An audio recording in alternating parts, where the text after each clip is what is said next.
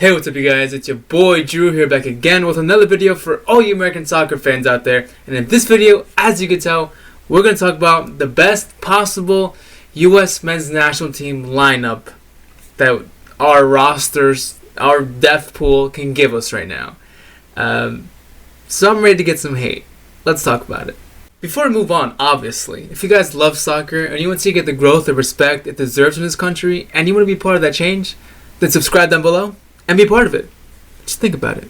So a couple days ago, Brian McBride was on ESPN talking about the state of the U.S. men's national team and also giving them his best possible 11 for the national team that our national team pool could offer us right now. And as you guys can see right here on the screen, you can see Brian McBride's best possible 11 for the U.S. men's national team. And of course, we got Zach Steffen in goal, Reggie Cannon as a left back, Jonathan Brooks and Aaron Long as the center backs, DeAndre Yedlin as a right back, a three in midfield with Paxton Pomykal, Weston McKennie, Tyler Adams, and a three up front with Timothy Weah, Josie Altidore, and Christian Pulisic.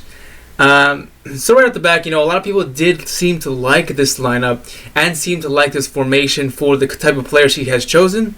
Obviously, in this video, he kind of explained, all the strengths and weakness that this team has, or this lineup has, and the one main weakness really being the left back position for the national team, because there's really not many quality players available to fill that empty spot. During the Gold Cup, we had players like Tim Ream playing back there, Daniel Lovitz. Both players, I think Tim Ream did a pretty solid job this Gold Cup, but, going forward, I just think we could find better and hopefully find better options. So, Reggie Cannon did impress in the Gold Cup. That's why, Brian McBride did select him to play on the left back position, because you think, DeAndre Yedlin obviously is a more first team choice for the right back position. But I do have my problems with this lineup. But before I get into that, I do like this lineup. I think he really explained it well. Obviously having Josie Altidore up there with, a lot of people really not liking that certain selection. But anyone who really talks about the USA national team really just talks about hold-up play. And Brian McBride really stressed the importance of having Josie Altidore as a main striker for the national team because of his hold-up play ability. Linking up well with Christian Pulisic, holding up the ball in midfield, laying it off for the wingers, and, going from there and hopefully scoring a goal. But I feel like once the team figures out that, Josie Altidore is a hold-up play guy, close him down, and then that's it. Then what's stopping any team from really just isolating Josie Altidore and then really making our wingers kind of almost lost, because I feel like that's our main point of attack. And during this Gold Cup, you could see that was our main point of attack, at least every time Josie Altidore was on the field, and that was really clearly obvious to see. That's probably why we lost the game against Mexico in the final, but we already talked about that, okay? The wound is semi-healed. Before we get into your boy Drew's best possible 11 for the national team, there's one more little minor, small nitpick I want to point out for Brian McBride's lineup, and that is the formation. The 4-3-3 formation really is obviously a very popular formation, with teams like Ajax and Barcelona more specifically. Teams who really like to have more possession of the ball and control the game the way they want to control it. And that's something that Greg Berhalter really wants to adapt to the men's national team, trying to really adapt that this World Cup with playing this formation. He really is strongly about controlling the game, having more possession. I really back that, because I feel like we should have more possession. We should control the game more. I hate being that team. When we play a team that's slightly better than us, I feel like we just are on the defensive side and we just want to go for the counterattack. So I really just want to see us possess the game, take control of the game and really just be in control, overall.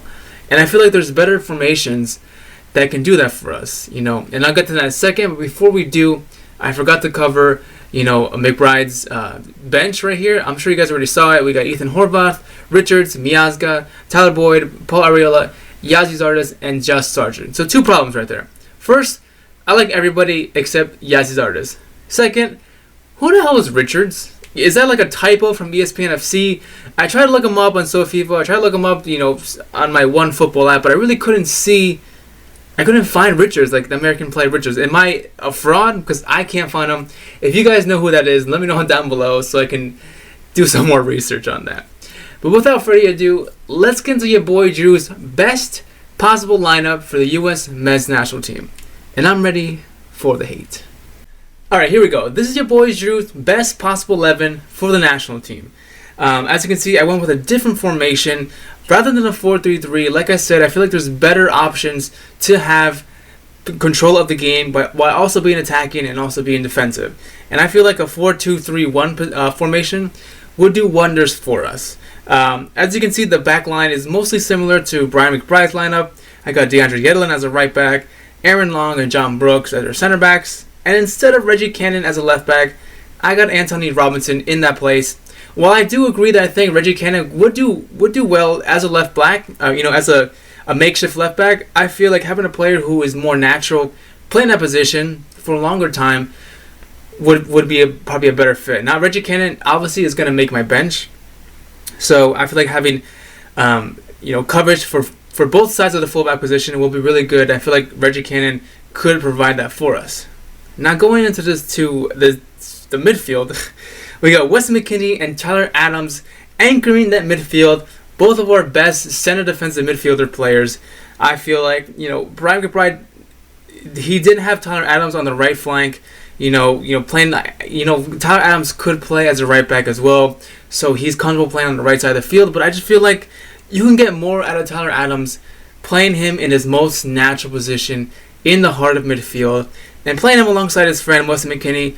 The both of them can cover a lot of space, cut a lot of passes, create a lot of chances. Wes McKennie can go forward if he wants. Tyler Adams can stay back. Both of them have the stamina to cover the whole pitch for mostly probably the whole game.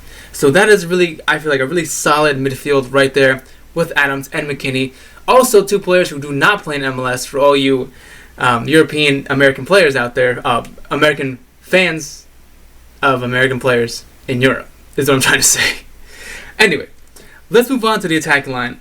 For the three higher attacking midfielders, we got Paul Arriola, Paxton Pomykal, and Christian Pulisic to make up the three players behind Josh Sargent as our main striker. I did have Timothy Weah before, but I kind of switched down. I kind of switched over to Sargent. I feel like if they want to play a hold-up play game, I feel like Josh Sargent's got the strength to do that, to play the same hold-up game as Josie Altidore did for us for years. But speaking of the three players behind him, we got Paul Arriola, who really always impresses me in every single game he plays. And if you guys don't like him, I don't know what you guys are thinking. I mean, you could put Tyler Boyd in his place, but I feel like right now, Paul Arriola is pacey. He knows how to finish the ball. He's got great stamina, skillful. Like, I just feel like he's only going to grow from here. And I really would like to see him continue in the national team lineup. Obviously, we got our star boy, Christian Pulisic, on the right flank. I feel like, just like with Tyler Adams, you could get a lot out of Christian Pulisic playing him in his most natural position, which is on the wings. I know Greg Peralta likes to play him in the center of midfield to attack more, but attack more, being a more attacking center midfielder. But I feel like just having him on the wings gives you so much more coverage. It gives you so much more attacking options, and there's a bigger threat to other teams who are trying to defend against our lineup right now. So, Christian Pulisic obviously on the right flank, and obviously, Paxton Pomykal, who is lighting up right now MLS. At least, maybe not scoring a bunch of goals, maybe not giving a bunch of assists, but he's definitely impressing a lot of people. A lot of people have eyes on him. A lot of people are talking about Paxton Pomykal, about what a great prospect he's forming to be. And I am one of those people who kind of rates Paxton Pomykal to be one of the greatest players, to be one of the biggest prospects we have in our national team pool and in MLS overall. I gotta take a breath. I feel like I was talking for hours. Anyway, let's talk about the bench. As you guys can see down here, we got Ethan Horvath as our backup goalkeeper. Now, some people have said that Ethan Horvath is probably better than Zach Steffen, or if not, maybe really close to him. But I really haven't seen enough of Ethan Horvath to make a decision. But I put him as my backup goalkeeper because I feel like he probably is better than the other options we have, like Bill Hamid and Sean Johnson. I feel like Ethan Horvath is better than him. And for you MLS haters out there, he does not play in MLS. We also got Reggie Cannon, like I said, on my bench. Matt Miazga, Tyler Boyd. I try to get at least one player for each position on my starting 11, but it was kind of hard to find an extra backup CDM, a center defensive midfielder. You could pick players like Kellen Acosta or Keaton Parks, but I kind of wanted to get someone who was probably a little more relevant if you want to say that. But you know, I don't know what really happened to Kellen Acosta. He really was a bright prospect, but I feel like Chris Durkin is probably the better choice for me, at least. I know he didn't really have the best under-20 World Cup this past year, but I still think that doesn't take away from the potential he's got. He's still learning, he's still young, and I feel like if he continues to grow his game in a positive way, then he could definitely be a backup to Tyler Adams and Weston McKennie to our national team in the future. And for us, at center attacking midfielder, I got Dwayne Holmes from Derby County. I feel like, you know, it was unfortunate that he got injured and we couldn't see him play in this CONCACAF Gold Cup this past summer. But I feel like he does have the quality to be able to be a backup at least to Christian Pulisic or Paxton Pomykal. You know, Dwayne Holmes could play in the center midfield and he could play on the wings, so he kind of gives some leeway to coverage that way.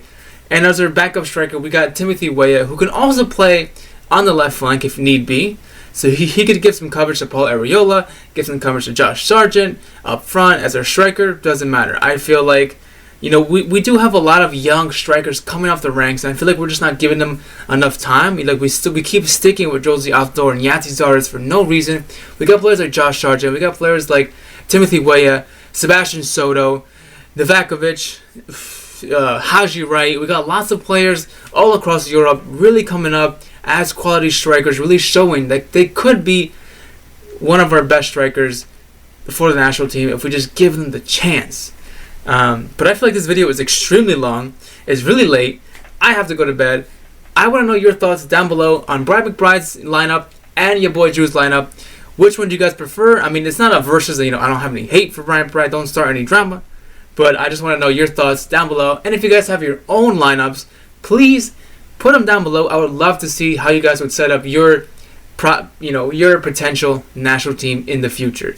Let me know your thoughts down below. As always, thank you so much for watching. Thanks for kicking it with me. And I'll see you next time.